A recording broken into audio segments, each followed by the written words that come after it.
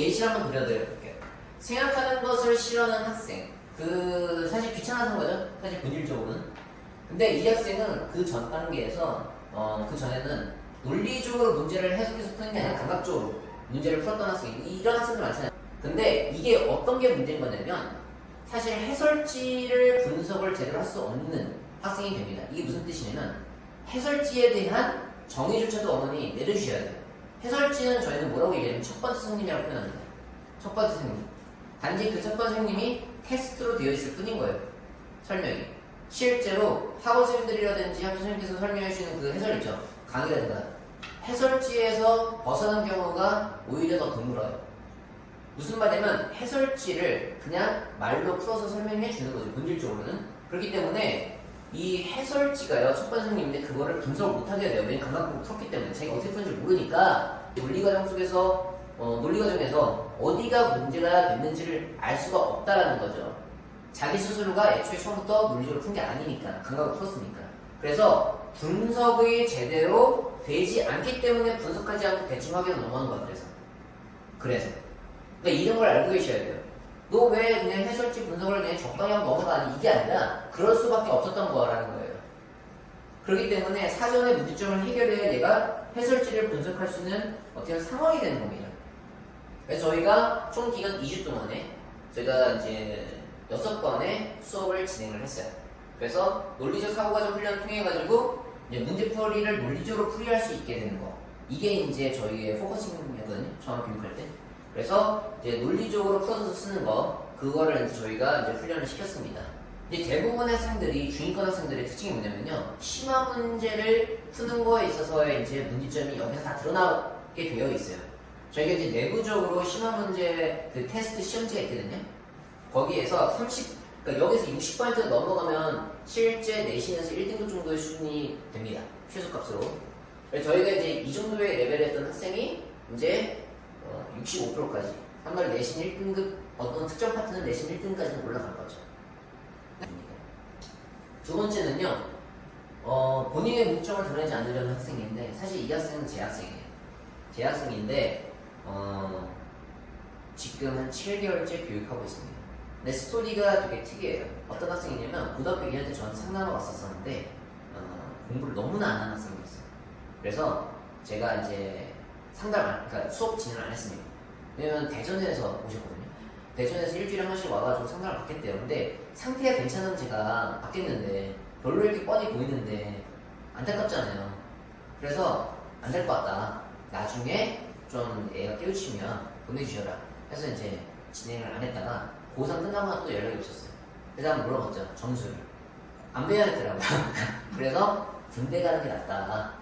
그래서 이제 군대까지 갔다 왔어요. 그리고 또 이제 또 상담을 하셨어요. 근데 애가 변해 있더라고요.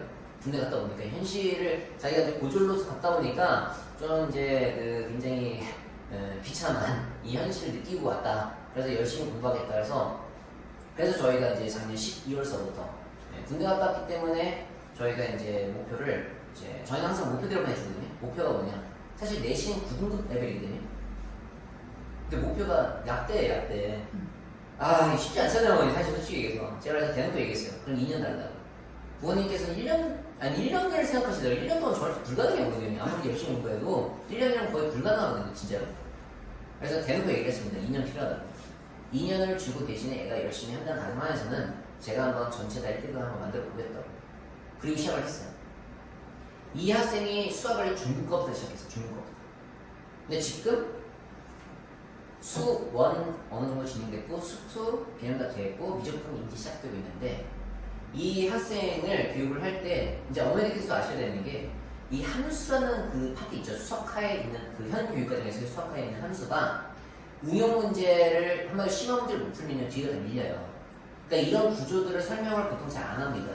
왜냐면 학원 강사 입장에서는 수업만 가르치는 사람은 수업만 하면 되는 거잖아요. 그쵸? 그러니까 이런 전체적인 흐름에 대해서 얘기해 주기가 되게 어려워요. 근데, 막상 제가 이제 수능에서 만점 받는 레벨까지 알고 있다 보니까 이제 어떤 게 문제점인지 알잖아요. 그래서 함수를 정말 깊이 있게 파야 된다. 심화 문제 못 넘어가면 뒤는 없다 해서 함수 문제를 계속 풀겠거든요. 근데 정답률이 계속 되게 신기하게도 보시면 아니까 중위권 학생들의 특징이거든요. 그러니까 정답률이 그 시험지에서 30%대밖에 안 나오는 거예요, 계속. 3분의 1밖에 안 맞는 거예요. 그래서 이런 일이 계속 발생하니까 저희가 이제 이 문제기를 강화 프로그램을 넣었어요. 근데 어머니께서 아셔야 되는 게 저희가 교육을 하다 보면 추가적인 그 프로그램을 넣는 게 저희도 부담스럽거든요. 돈을 더 요구를 해야 되다 보니까. 그래서 어쩔 수 없이 이제 넣었어요. 그래서 이제 총기간 3주 수업일수 9일 해가지고 문제점에 대해서 찾은 거죠. 근데 실제로 저희가 1대1로 교육하고 있음에도 불구하고 정답을 교육하다 보면요, 모든 문제점을 한 번에 해결할 수가 없어요. 왜냐면 학생이 문제점을 게다가 드러내지 않는 이 학생은요, 원래 교육할 때 가장 기간이 많이 드는 학생이에요. 왜냐면 자기가 솔직하게 얘기하기 전까지는 저희가 모르거든요. 왜냐면 워낙 이제 방대하게 정답을 저희가 다 건드리다 보니까. 근데 자신의 문제점을 드러내지 않는 학생이 너무나 강하다 보니까 그런 문제점이 계속 쌓일 거잖아요. 그렇죠? 그 쌓이고 있었던 학생이었어요. 그런데 여기서 다 결과값으로 저희가 다 알아낼 수 있거든요. 계속 이제 안 넘어가신 거죠. 그래서 저희가 이제 진입이 된 겁니다. 그래서 그 논리적 사고 훈련을 진행하면서 문제점이 이제 다 드러나게 저희가 진행을 한번 해봤어요. 얘가 감축일래. 드러내게 하는데 4회 걸렸어요. 계속 설득하는데. 그러니까 너가 지금 말을 하는 게 논리적이지 않지 하면서 논리적인 얘기를 꺼내게 하면요, 논리 구성이 이상한 거예요. 그렇죠? 그래서 그 문제점들을 다 어쨌든 드러내서 이제 교정을 이제 시켰던 거죠. 이제 4회를 진행한 다음에 그 다음에 5회를 더 들여가지고 한마디로 이제 5일을 더 들여가지고 결론은 교정을 했어요. 그랬더니 함수에서 드디어 이제 내신 1등급 레벨이 나오게 됐습니다. 이 학생이 그리고 나서 수학에 대한 자신감이 많이 붙었어요. 왜냐면 자기 문점을 드러내려고 하는 애가 아닌데 드러내지 않다 보니까 저희가 인지하지 못하거든요. 웬만해서는. 문제점을, 왜냐면 문제점이라는 거는 드러나는 문제점은요, 원인이 여러 가지가 있을 수 있거든요. 그래서 이 방법 써보고 저 방법 써보고 그러는 거예요. 그러면 기간이 계속 지나가잖아요. 그렇죠? 근데 그렇게 해서 안 되겠다 해가지고 드러난 거였거든요. 다행히 이 학생이 드러내서 이제 다시 업그레이드 됐습니다. 그래서 시험이 지금 이전보다 훨씬 더 정말 잘 풀어요. 수원 다 이해를 했고, 이제 심화 문제 풀고 있고, 그 다음에 수투도 이제 심화 문제 들어가기 시작했어요. 그러니까 중등 수학도 못했던 학생, 수학에서 9등급 학생들 어머니 다 이렇게 진행이 될 수 있어요. 내신 1등급 내려까지 올라갈 수 있는 겁니다. 대신에 다행히도 이제 이 학생이 군대 갔다 와서 시간이 많잖아요. 하루에 지금 11시간 이상 공부하거든요. 그래서 가능한 거예요. 그래서 어떻게 하는지 다 알려주다 보니까 학생이 따라오는 거죠. 이제 이 학생 내년에 이제 약대 보낼 생각으로 하고 있는데 또 나중에 결과 한번 공유해 드릴게요. 제가 한번 보내려고 지금 마음 먹고 있습니다.